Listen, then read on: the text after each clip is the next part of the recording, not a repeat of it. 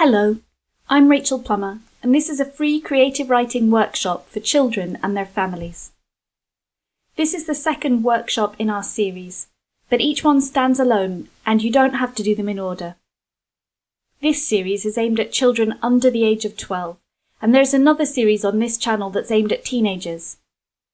I post a new video in this series every Monday, and you can click on the subscribe button to get notifications of when those new workshops go up. Today, we're very lucky to have a very special guest writer called Simon Lamb contributing to our workshop. Simon is a poet, a performer, a teacher, a storyteller, and he's chosen 2 poems for our workshop today, one of his own and one by another writer which inspires him. He's chosen 2 really fascinating poems, so I think we're going to have a great time with this. For this workshop today, you'll need something to write with, and you'll also need a 6-sided dice, the sort you use to play board games, or preferably 2 of them. If you don't have one to hand, you can find a link in the description of this video to an online dice roller which will work just as well. Okay, let's get started. Remember that during these workshops, we're not worrying about spelling or grammar, we're just having fun. For our warm-up today, I'd like you to think of something you really want. It could be anything, such as a new toy or game or a book, or a trip or an event, or even something more abstract like friendship or happiness. When you've thought of it, I want you to write down 5 words to describe it. Pause the video and write down your 5 words.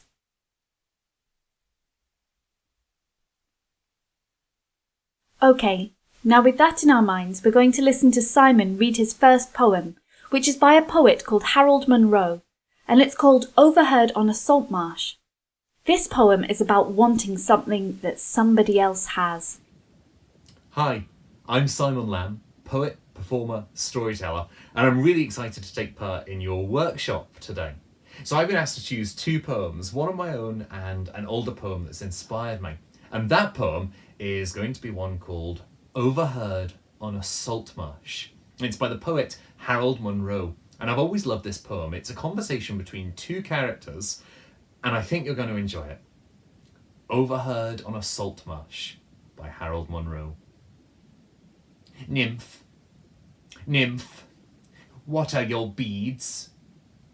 Green glass, goblin. Why do you stare at them? Give them me.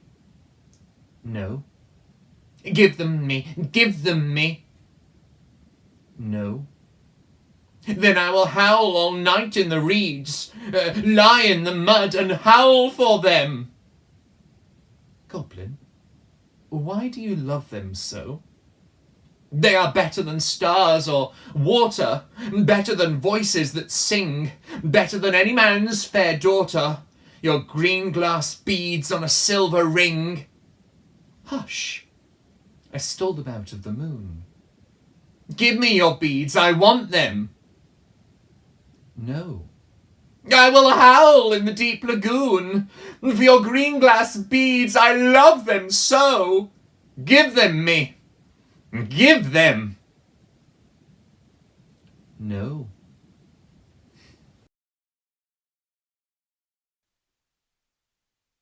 What did you think of that poem? I find it really interesting. This poem is a conversation between 2 magical creatures, a nymph, which is a nature spirit, and a goblin. The goblin really wants the nymph's glass beads, but the nymph won't give them away and tells the goblin no. I really like how no is its own complete sentence in this poem.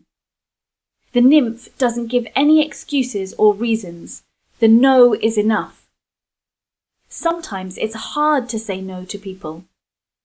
So let's practice it right now. Say no out loud, calmly but firmly, and let your no be its own complete sentence. If you're doing this workshop with someone, you can take turns to ask each other for bigger and more extravagant things and practice saying no in response. For instance, you could ask for the moon, or a magic carpet, or an ice cream as big as a house.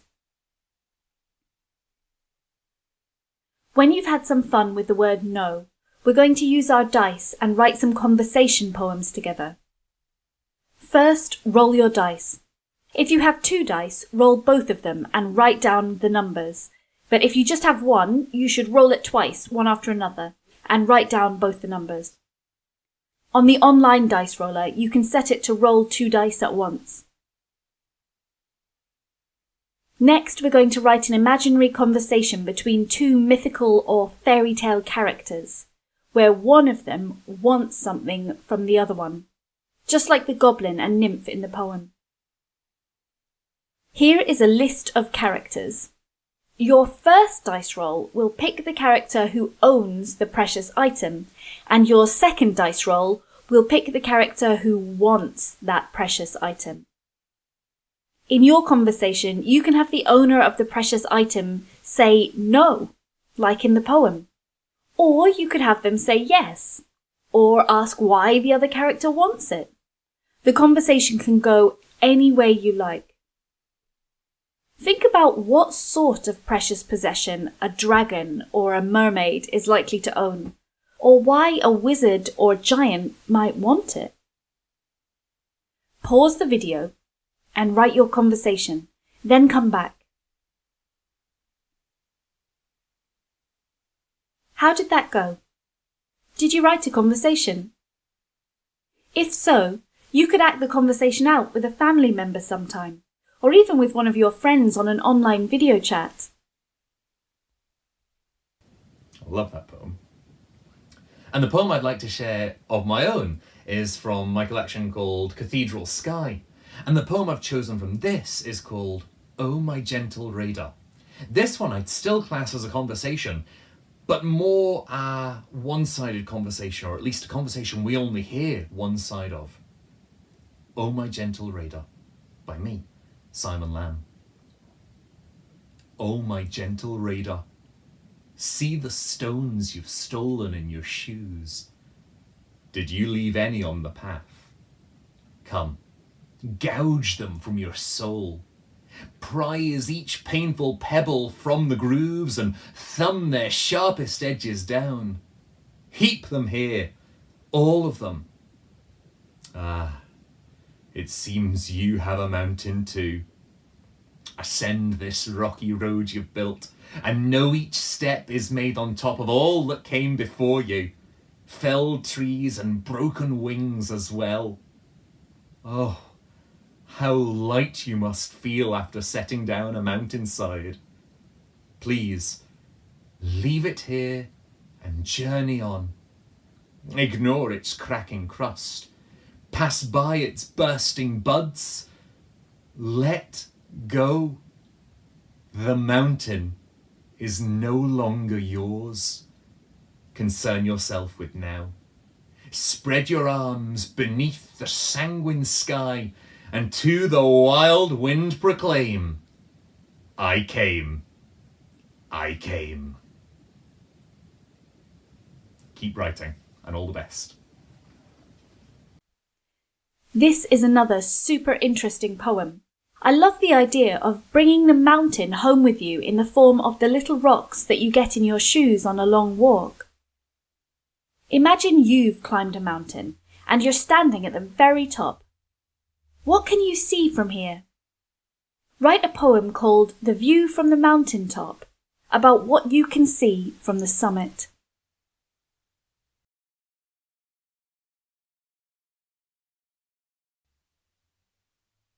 I also found it interesting that Simon describes this poem as being a kind of conversation, like the goblin poem we heard before.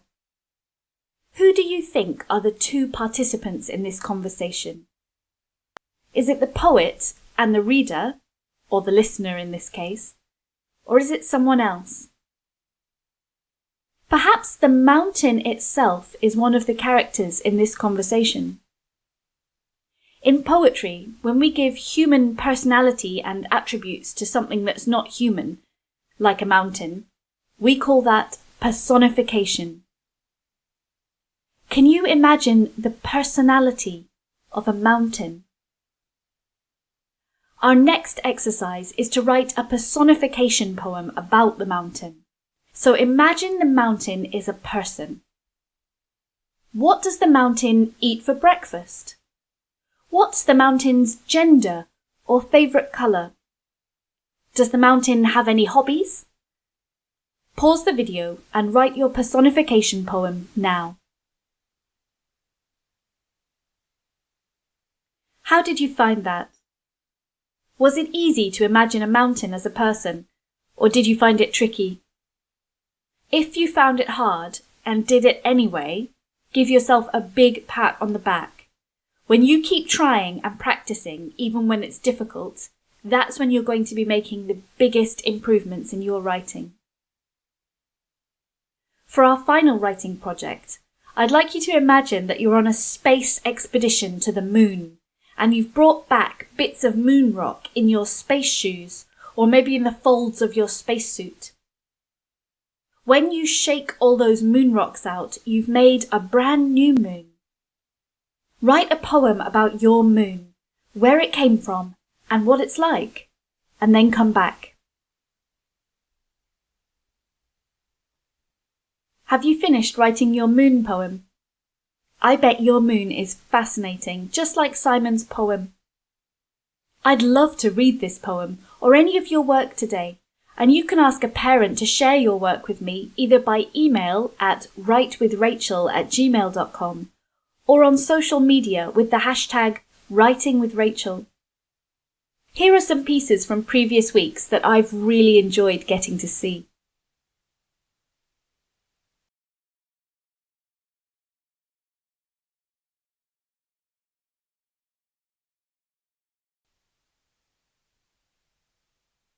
I hope you've enjoyed this week's workshop. If you have, you can click the thumbs up button to like it, and you can subscribe to this channel to make sure you don't miss any future workshops. I'd like to say a big thank you to Simon Lamb for contributing to this week's workshop, and you can support Simon by checking out his books and performances at the link that's in the video description. For now, have a great week and happy writing.